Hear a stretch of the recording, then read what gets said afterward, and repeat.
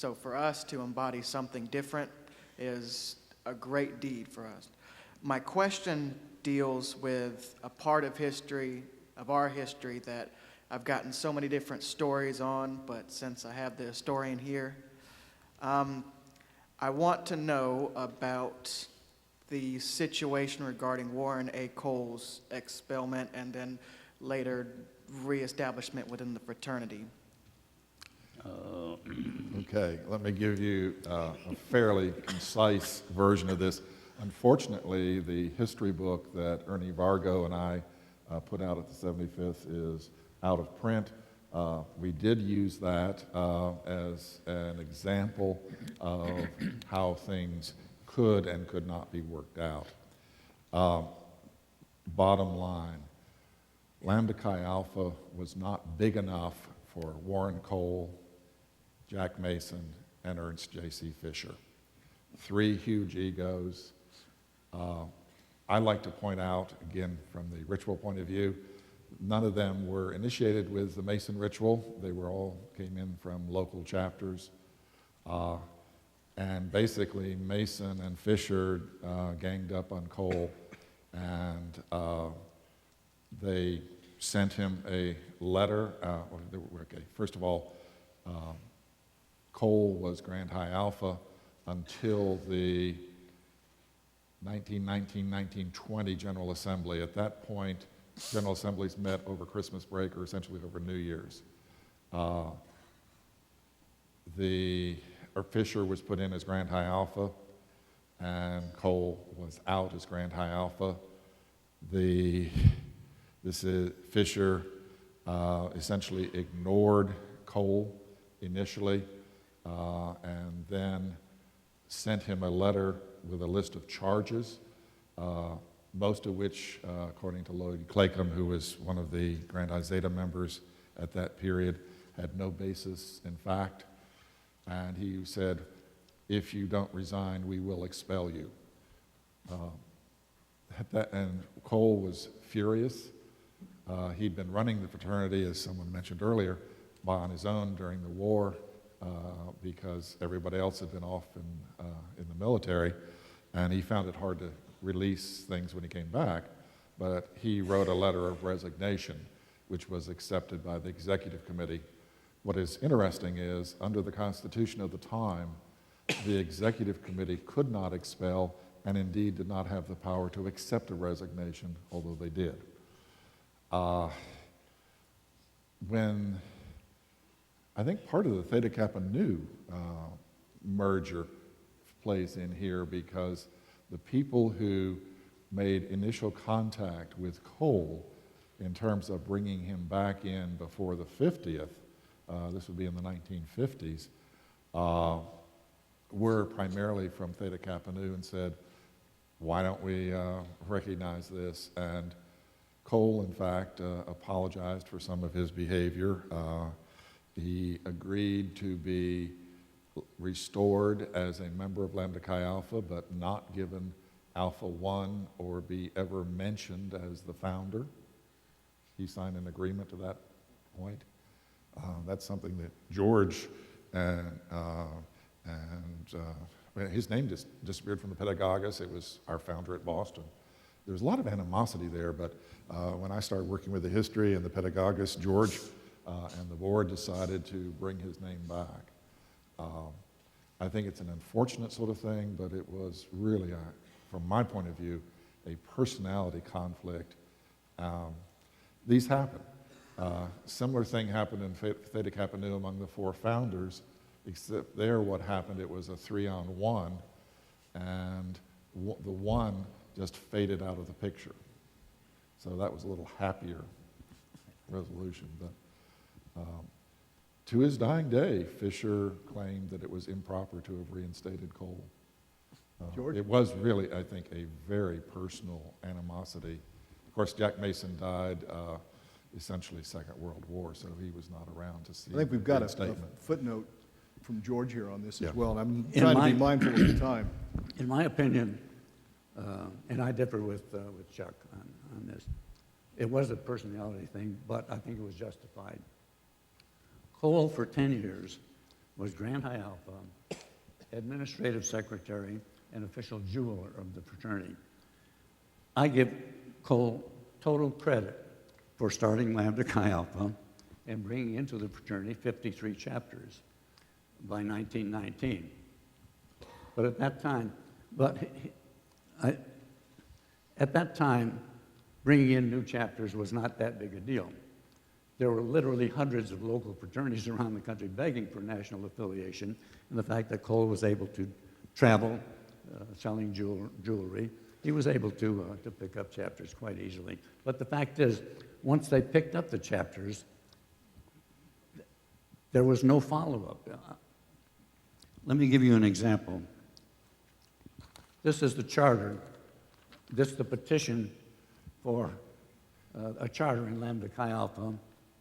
It's about 8 lines, in case you From, can't. I'm sure I'll read you it. can see. We, the undergraduates, hereby declare our intentions of establishing a chapter of Lambda Chi Alpha fraternity at the University of Michigan, which is situated at Ann Arbor in the state of Michigan, and respectfully petition for a charter giving us authority to establish the above-mentioned chapter. Signed, P.J. Lockwood and 7 other people, dated March 17, 1913. That was the petition. The chapter was installed as a chapter on March 31.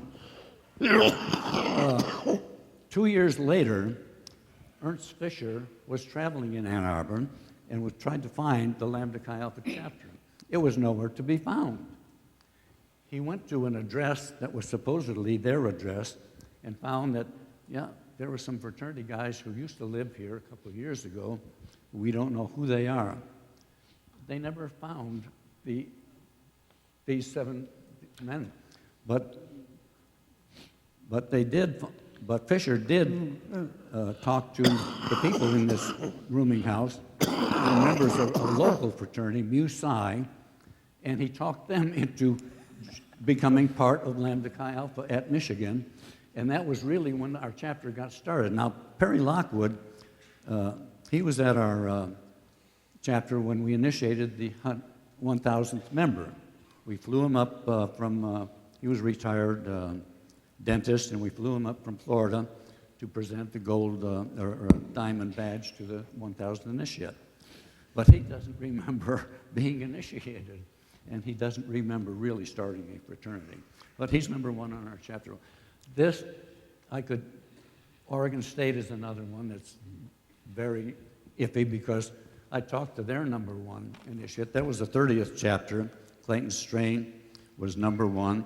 He doesn't remember ever being initiated. I think he may have been initiated a couple of years after they received the charter. The fact is that Warren Cole was a one-man show, and he did not share information with the Grand Chi Zeta. He did things on his own.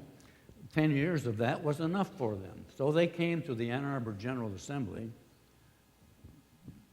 dedicated to remove him from those 3 positions, which they successfully did. That was not when he was asked to resign, however. He was then no longer, he was on the Grand Chi Zeta, but no longer had any authority. But he refused their request to turn over records. He continued to deal as though he were running the fraternity. And I'm getting this now from the principals who were there. E.J.C. Fisher, I couldn't talk to Jack Mason because he was dead. Lynn Leitner, there were others. But I think they had every right to ask Cole, after he refused to step down from these roles, for his resignation. It was a sad, sad story, but Cole, and the other thing was, because there was no follow-up on the new chapters really were floundering by 1990. Lambda Chi Alpha was on the verge of bankruptcy also.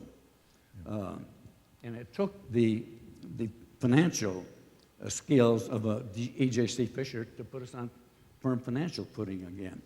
So I give Cole every credit for the founding, but we're not giving enough credit to those who succeeded us and really made us the fraternity that we are today. Yeah, I agree that there was very little chapter services there, and that it was probably for the best in the long run that Cole have very little to do. The difficulty that I have with the overall scenario is that a couple of General Assemblies after the Ann Arbor one, the same charges, with the exception of jewelry sales, were made against Fisher. And they said, you have done everything that Cole did that you objected to. And in fact, the people that Fisher nominated for the open Grand High Zeta positions were voted down overwhelmingly. And a couple of people took Fisher aside and said, if you don't want to follow Cole, you reform in the next couple of years. Well, So, There's another. but I say, it was certainly for the good. Yes. Overall. And it was right But it was that, messy. that he be reinstated as well. And Doc and I were there when, Yeah. when Warren Cole came to. I want to go back Indianapolis. to elicit a fact that we generally don't admit to this. Not only was there a lot of animosity between Mason and Warren, they were completely from different backgrounds. Yeah. Mason thought of himself as a Boston or Philadelphia Brahmin, where Warren was a working class blue collar person who had lots and lots of charisma, but he had none of the sophistication that would match this sort of pristine thing that Mason saw himself in. And there was a lot of conflict. The other thing I think we need to admit to here is that these were all kids. right, what were their ages? Mason was born in 1890, 92, or somewhere along about in there. So Early he was 20s. Early 20s? early 20s. Yeah. So, but we always, when we rehearse all of this, we think of them as being very mature men who are senior citizens. But they were really acting out their